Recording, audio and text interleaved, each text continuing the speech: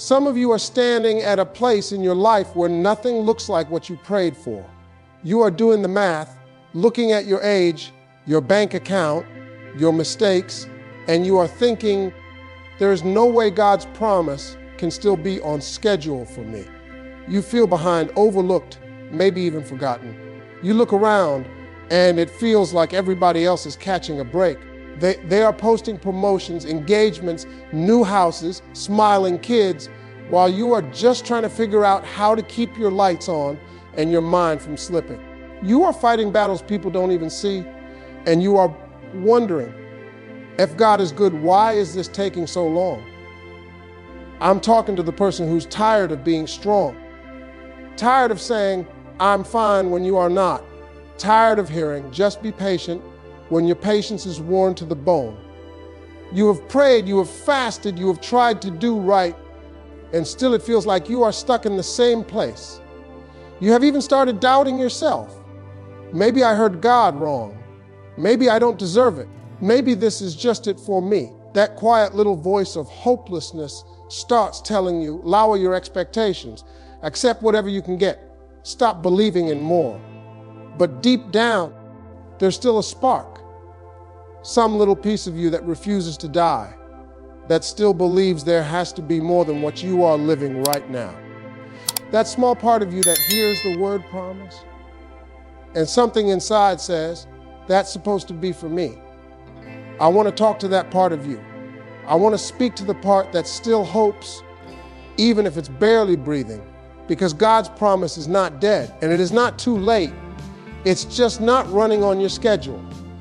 And if you can hold on to that, if you can learn how to live in the waiting, you will see what he said come to pass. The first thing you have got to understand is this God is not late. He's just not on your clock. You set deadlines in your head. By 25, I'll be here. By 30, I'll have that. By 40, I'll be set. And when life doesn't hit those marks, you think something is wrong with you or with God. But his timing is based on purpose, not your calendar.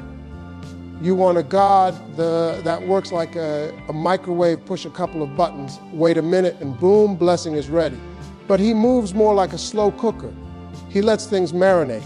He lets character, wisdom, and humility soak into you. Quick blessings are nice, but they don't always last. Slow blessings are built to carry you for a lifetime. Most of us have handed God a schedule like he works for us. By this year, I want to be married. By this year, I want to own a home. By this year, I want to be making this much money.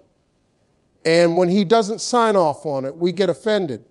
You don't realize he's not obligated to fit inside the plan you drew up in your head. Have you ever looked back at something you begged for at a certain age and thought, if I had gotten that then, it would have destroyed me? Some relationships you cried over losing would have derailed your whole destiny.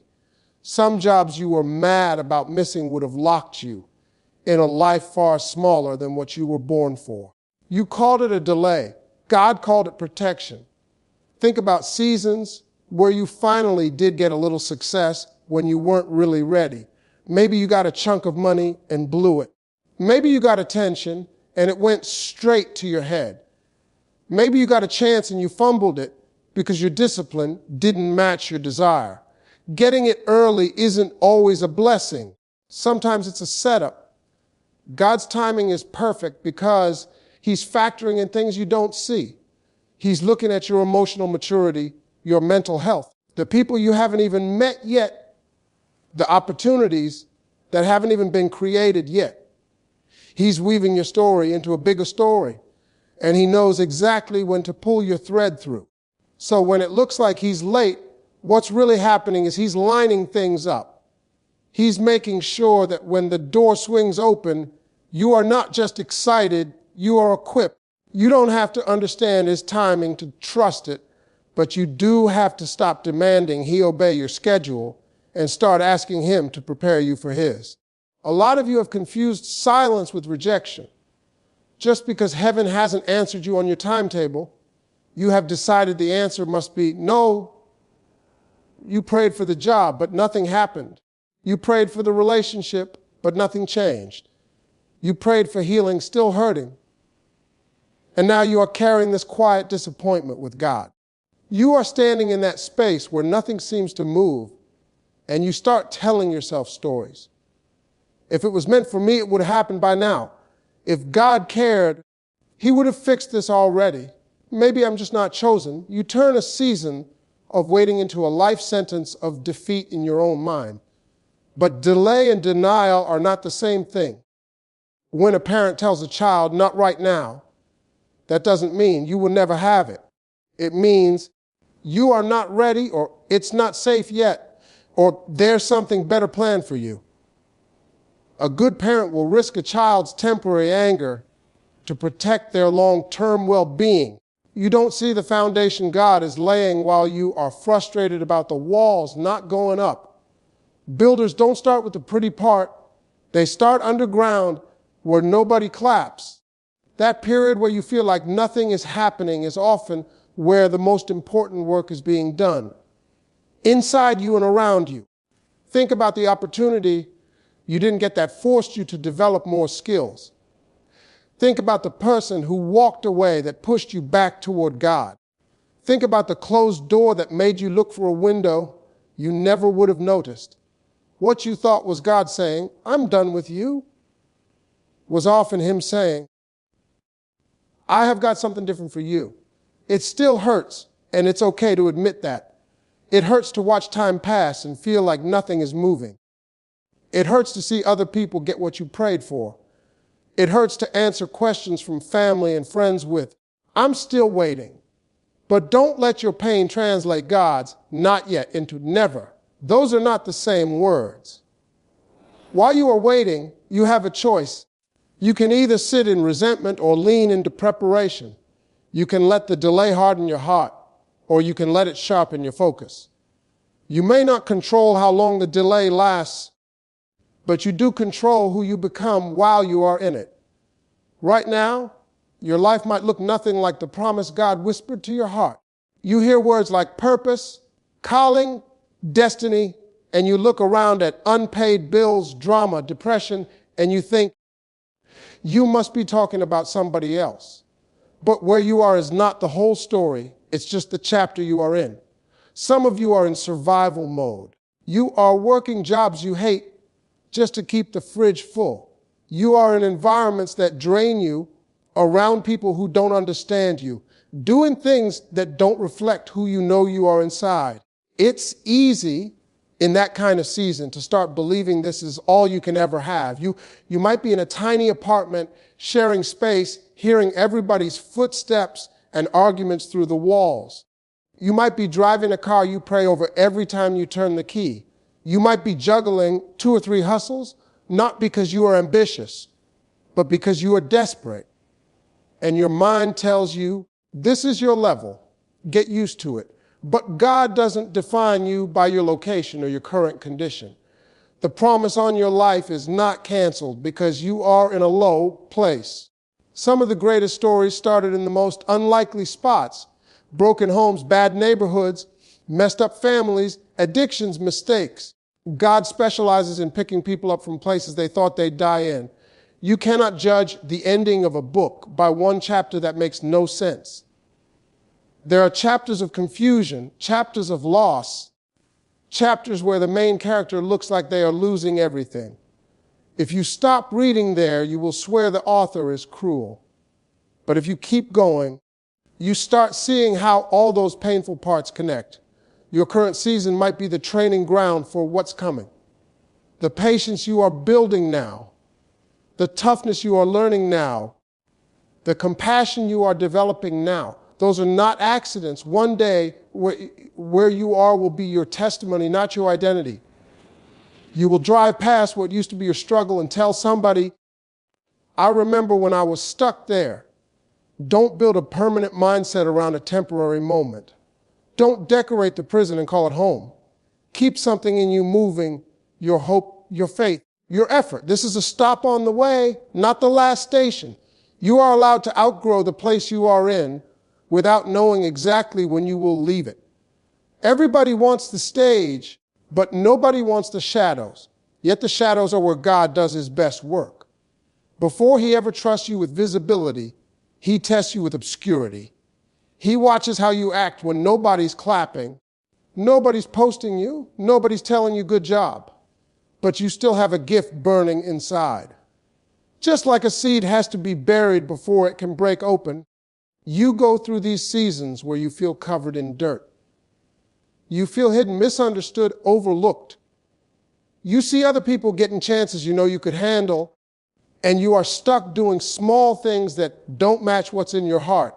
It feels unfair, but it's not punishment, it's preparation. In the dark is where your character gets real. It's where you decide whether you are going to live by principles or by convenience. Are you going to be honest when nobody's checking? Are you going to show up on time when nobody keeps score? Are you going to give your all when there's no applause? That's the stuff God cares about before He opens big doors. The dark is where your ego gets stripped.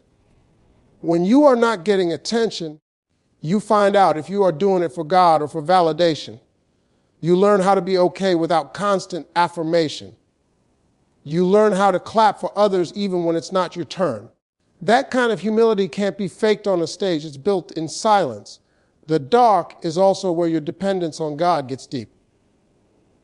When you can't point to numbers, likes, or money to measure your worth, you are forced to ask, who am I without all that?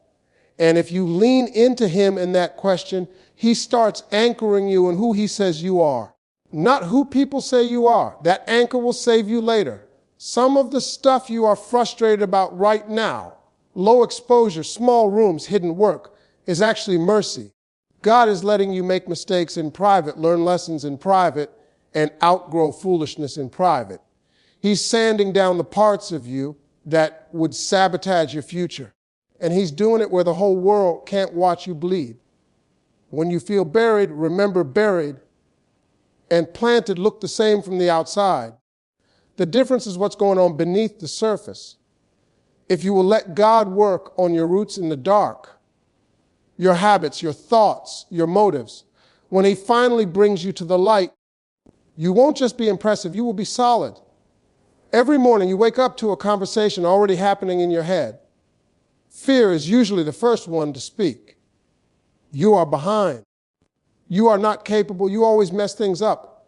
It's too late for you. If you don't challenge that voice, it becomes the soundtrack of your life and shapes every decision you make. Faith is not the absence of fear. It's choosing which voice you are going to agree with. That means you can be shaking, doubting, unsure, and still decide, I hear what fear is saying, but I'm not signing that contract. I'm putting my name next to what God said, not what my anxiety is narrating. You have rehearsed negative scripts for years. People like me don't get opportunities like that. In my family, we never have money. Relationships never work out for me. You repeat those lines so much that they feel like facts. But just because something is familiar doesn't mean it's true. Faith will always sound unfamiliar at first. You have got to open your mouth and start answering your fear on purpose. When your mind says, you are not enough, you respond, God doesn't make junk and He doesn't make mistakes. When fear says, you will always be stuck, you answer, I might be in a tight place, but I serve a God who opens season doors. Your words start building the atmosphere you live in.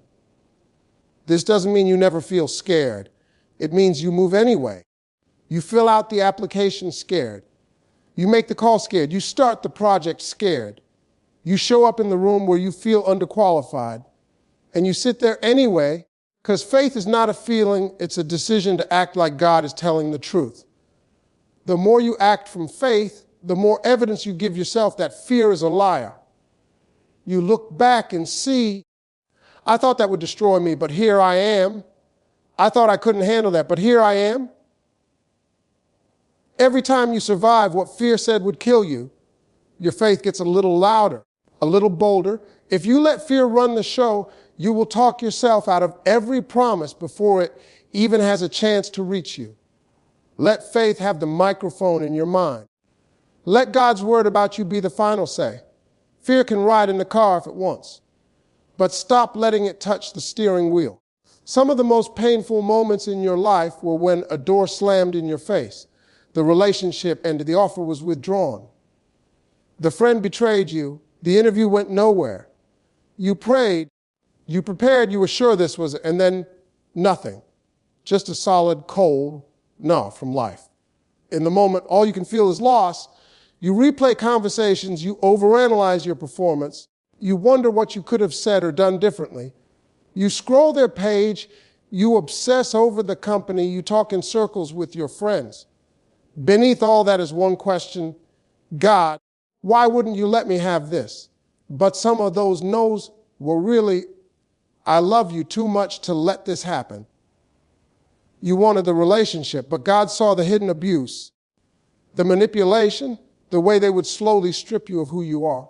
You wanted the job, but God saw the burnout, the compromise, the depression that would have wrapped itself around you there. We pray prayers like, God, if this isn't for me, block it, and then get mad when he actually blocks it. We say we trust him, but what we really mean is, I trust you as long as you give me what I want. Real trust is believing that a closed door is as much of an answer as an open one. Years later, you usually see it. You hear how that ex turned out. You watch that company collapse. You see that door you cried over leads other people into drama and disaster. And you sit there like, wow, I didn't dodge a bullet. I dodged a whole war. You realize God saved you from something you were begging him for. Closed doors also redirect you. They force you to consider paths you never would have tried. You only looked at that different field because the one you wanted was shut down. You only moved to that new place because the old one pushed you out. You only grew that side of yourself because the usual route wasn't available anymore. It's okay to grieve the door. It's okay to admit you are disappointed, that it hurt. God can handle your honesty. But don't stay so busy crying at the door. He's shut that you miss the hallway full of other possibilities. He's trying to lead you down. The closed door is not the end of the house. So instead of always asking, why didn't this work? Start asking, what are you protecting me from? What are you pointing me toward? That shift won't erase the sting, but it will give your pain a purpose and keep your heart open for the doors that are actually meant for you. Everybody loves the idea of promotion, but very few people respect the process that has to happen before it. You want the stage, the title, the platform, the influence. But can you carry the weight that comes with it? Can your character handle the level of your prayers? Preparation is unglamorous. It's you in the gym when nobody's watching.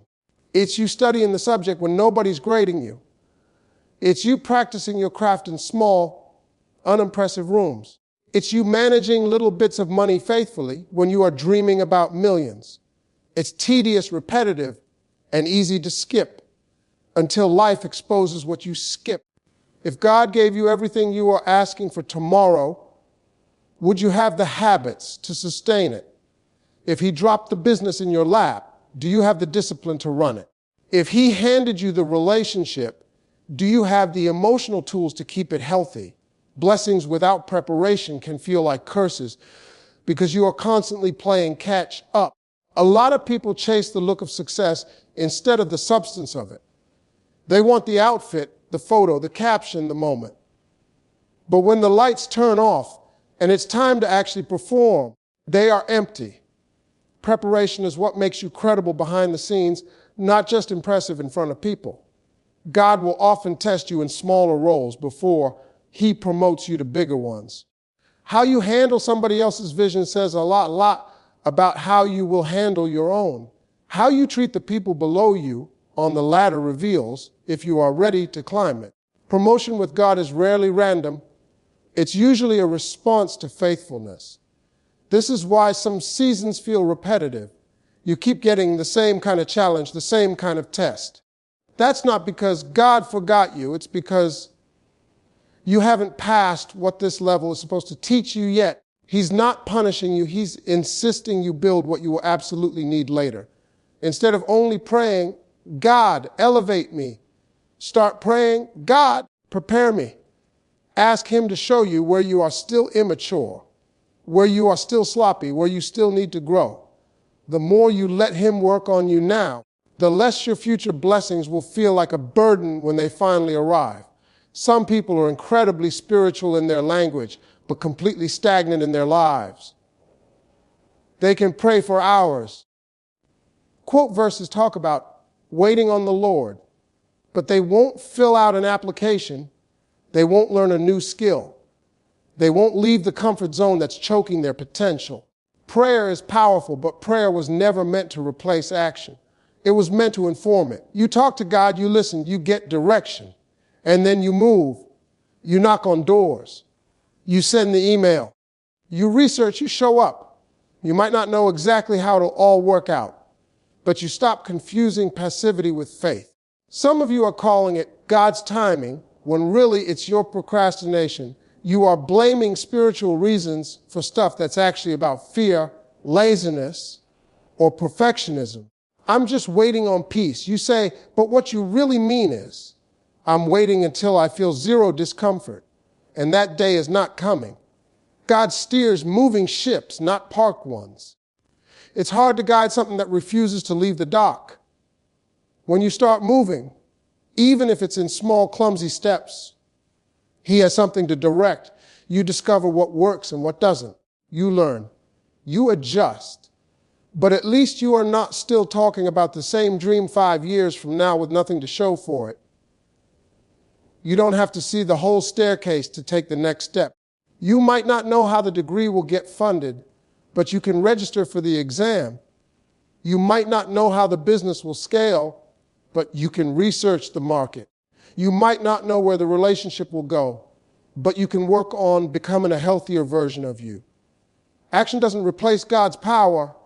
It creates a place for it to land. When you are moving, you are saying, God, I trust you enough to invest effort even before I see results. That kind of faith attracts favor. People start to notice your consistency. Opportunities start to connect. Doors that were invisible before start to appear. Keep praying, but stop hiding behind prayer. Do your part and let God do the part you can't. Plant the seeds, water the ground, and leave the growth to Him.